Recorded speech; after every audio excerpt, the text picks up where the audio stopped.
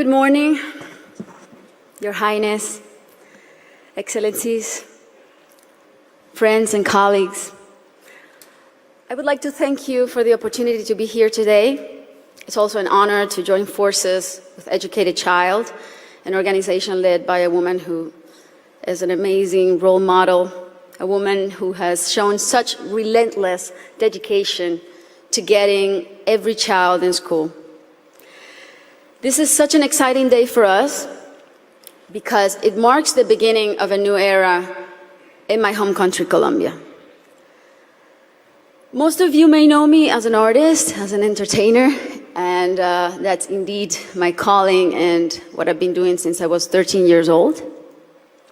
But I never would have imagined when I started out that my work as an artist would end up being the vehicle for me to serve my greater purpose in life of working towards eradicating poverty through the power of education.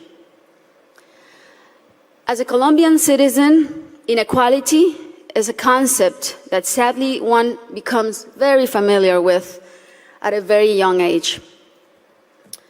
It's a country like many others in Latin America where a few have a lot have almost nothing, and where if you're born poor, you will almost certainly die poor, and where people don't access equal opportunities. And because of that, generation after generation after generation live trapped in the same vicious cycle fed by prejudice and inaction.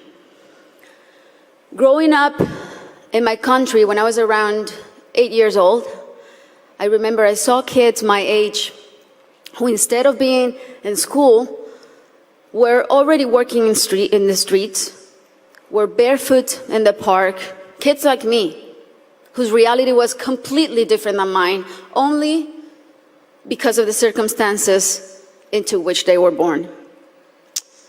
It was really hard for me to accept that something so unjust didn't have a solution. There had to be something that could be done. So I often asked myself why the adults around me were so resigned to the fact that these kids, who were just like me, or even their own children, were living in a parallel reality so different and so cruel. As Kofi Annan put it, poverty is intolerable in a world of plenty. So as soon as I had some success, the first thing I wanted to do was to invest as many resources as I could into what later would become the most meaningful project of my life, working for children. So I set out to find a team of people who dreamed big and worked hard and thought like me to help me right the wrongs that I had witnessed throughout my entire childhood. And that's when our foundation, the Barefoot Foundation, Pies Descalzos Foundation, was born. I knew, and I was only 18 years old then, but I knew that I wanted to focus on children and improving their lives, but I didn't know where to start. So I really felt that I needed to learn what the roots of inequality and low social mobility were.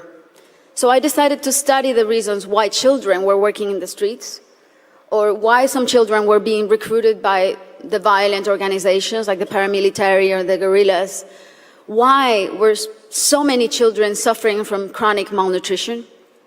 And I realized that most of the issues that children face in my country had and have a common denominator: the lack of access to quality education.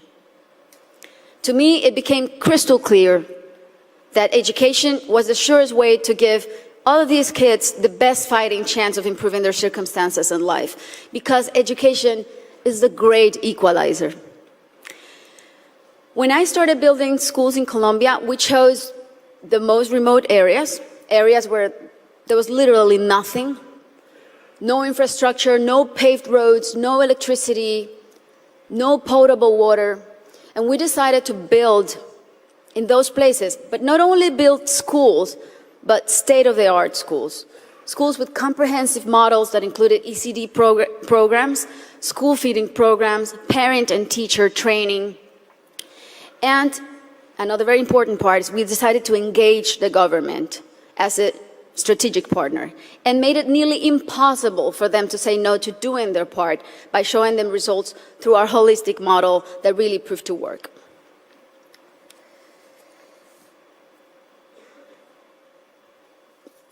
We noticed that as soon as a school is built in those places, everything is transformed.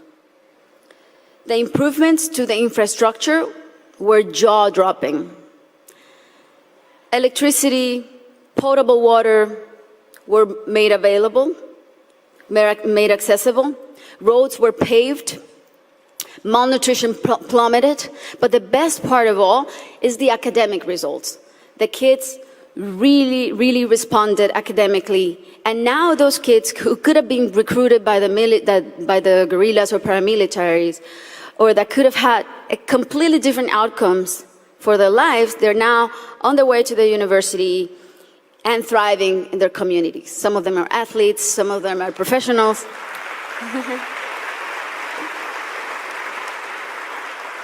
That's why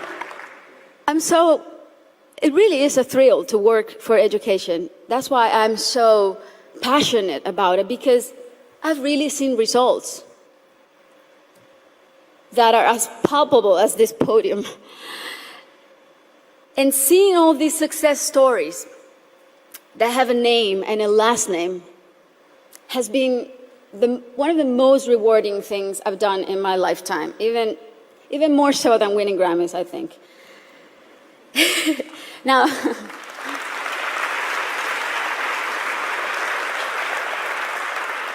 Now, that said, our work is far from being done. Many developing countries are still rife with inequality and internal conflict, and there are a lot of kids who still need to be reached. History is not only the past. History is made every day in the present. And what matters now is how we go forward and how we fix what's wrong. And that is the real challenge. This is the goal of the SDGs and what people like Her Highness and myself and so many more of you who are adamant about achieving are here for. Facts don't lie, and numbers show what an incredible return on investment a quality education provides. For instance, if all students in low-income countries left primary school with basic reading skills, 171 million people could be lifted out of poverty. Systemic change often begins from the bottom up rather than the top down. The government must take responsibility, and we should all put as much pressure as we possibly can, but the rest of all, the civil society, should also do their part. What we have discovered, both at Pies Descalzos and Educated Child, is that many times only one single barrier to entry, such as no access to transportation or basic needs like a functioning bathroom, can prevent a kid from attending school or even put them at risk of dropping out. Sometimes all it takes to change a child's life is the security of a hot meal in school or the ease of being able to hop on a bus that will leave you safely at your classroom's door. It's as simple as that. And these are simple interventions, and they don't cost a lot. The biggest effort really is in mapping the communities, in going door to door, searching for the out-of-school children, talking to the parents, talking to their families. Giving a name and putting a story behind these children is the first step to start rewriting their story. Over the next 3 years, we pledge to get 54,000 kids who are out of school or at risk of dropout into the educational system. Ultimately, more than 295,000 people will benefit from this project, including children, teachers, families, and community members. New schools and classrooms will be built. School kits and uniforms will be distributed. Children will be enrolled in school, feeding and transportation programs. Teachers will be trained in strategies and in how to identify those students who are at risk so they can receive psychosocial support. And we are extremely confident that this partnership is only the beginning. and will be the model to replicate throughout my country until not a single child is out of school. This is our responsibility. Thank you. This is our responsibility to our children and our debt to fulfill for the generations to come. Thank you very much.